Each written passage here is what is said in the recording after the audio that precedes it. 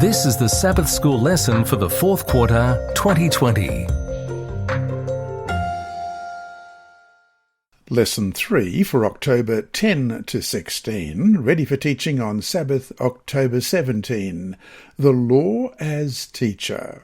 Monday, October 12, A Witness Against You.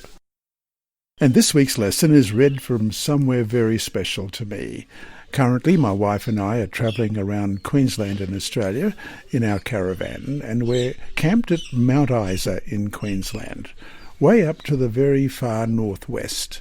And right now I'm recording this lesson at Lake Moondara, the water supply for Mount Isa. It's a magnificent lake, and as I look out from the pavilion where I'm doing this, I can see beautiful flat water, treed landscapes with rugged cliffs around about, trees lining the edge, and in this particular park there are about 20 peacocks. You may hear them occasionally as I read, but also in the background you may hear the voices of people who are picnicking in the area. But let's get back to God's Word. When Moses knows he is soon to die, he is profoundly aware of the situation that he will leave behind. He knows that after his death the Israelites will enter into the promised land of Canaan. He also knows that they will become rebellious upon reaching their long-sought destination. Question. Read Deuteronomy chapter 31, verses 14 to 27. What preparations does Moses make before his death? What were Moses' chief concerns, and how does he address those concerns? Deuteronomy chapter 31, verses 14 to 27. Predictions of Israel's rebellion. Then the Lord said to Moses, Behold, the days approach when you must die. Call Joshua and present yourselves in the tabernacle of meeting, that I may inaugurate him. So Moses and Joshua went and presented themselves in the tabernacle of meeting. Now the Lord appeared at the tabernacle in a pillar of cloud, and the pillar of cloud stood above the door of the tabernacle. And the Lord said to Moses, Behold, you will rest with your fathers, and this people will rise and play the harlot with the gods of the foreigners of the land, where they go to be among them, and they will forsake me and break my covenant which I have made with them. Then my anger shall be aroused against them in that day, and I will forsake them, and I will hide my face from them, and they shall be devoured. And many evils and troubles shall befall them, so that they will say in that day, Have not these evils come upon us, because our God is not among us? And I will surely hide my face in that day, because of all the evil which they have done, in that they turned to other gods. Now therefore write down this song for yourselves, and teach it to the children of Israel. Put it in their mouths, that this song may be a witness for me against the children of Israel, when I have brought them to the land flowing with milk and honey, of which I swore to their fathers, and they have eaten and filled themselves and grown fat. Then they will turn to other gods and serve them, and they will provoke me and break my covenant. Then it shall be, when many evils and troubles have come upon them, that this song will testify against them as a witness, for it will not be forgotten in the mouths of their descendants. For I know the inclination of their behaviour today, even before I have brought them to the land of which I swore to give them. Therefore Moses wrote this song the same day, and taught it to the children of Israel. Then he inaugurated Joshua the son of Nun, and said, Be strong and of good courage, for you shall bring the children of Israel into the land of which I swore to them, and I will be with you.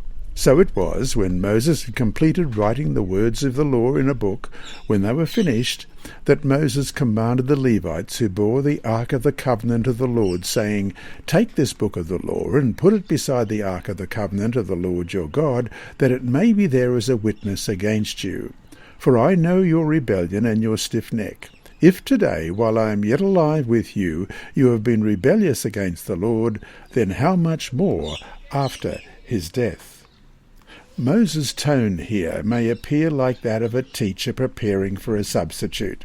He knows that his pupils have misbehaved in his presence in the classroom. He is not so deluded as to think that they will not rebel in his absence. He instructs the Levites who carried the Ark of the Covenant and placed the book of the law next to the Ark in front in order for it to be a witness. Moses is not simply passing on a lesson plan for his substitute. He is passing on a witness. Moses speaks of the law, the book of the law, as though it is a living being with power to reprove the hearts of men. Think about the law as a witness against them.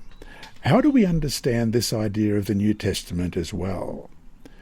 See Romans 3:19-23. That is, how does the law point us to our need of grace? Romans 3, beginning at verse 19. Now we know that whatever the law says, it says to those who are under the law, that every mouth may be stopped and all the world may become guilty before God.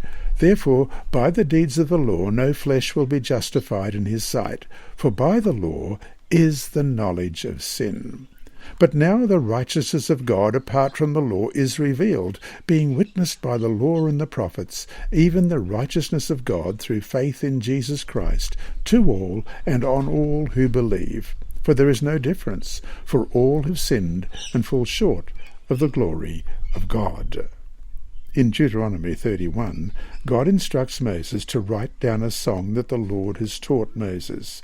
Moses is then to teach the song to the Israelites, so that, as stated in verse 19, it may be a witness for me against the children of Israel.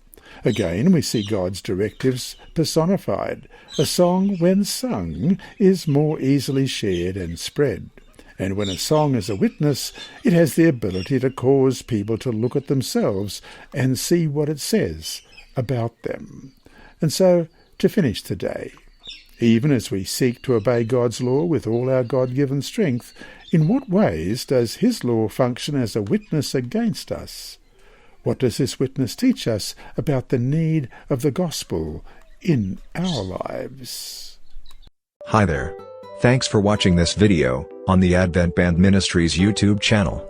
Please subscribe and click the bell icon to be alerted whenever we upload new videos. So, until we meet him in the clouds, may God continue to bless you. This lesson was read by Dr. Percy Harrold for Christian Services for the Blind and Hearing Impaired, Christian Record Services for the Blind, the Sabbath School Department, and Hope Channel. You can also listen on the official Sabbath School 4 app and the Apple iTunes app, Sabbath School with Percy Harrold. Remember, God is always faithful.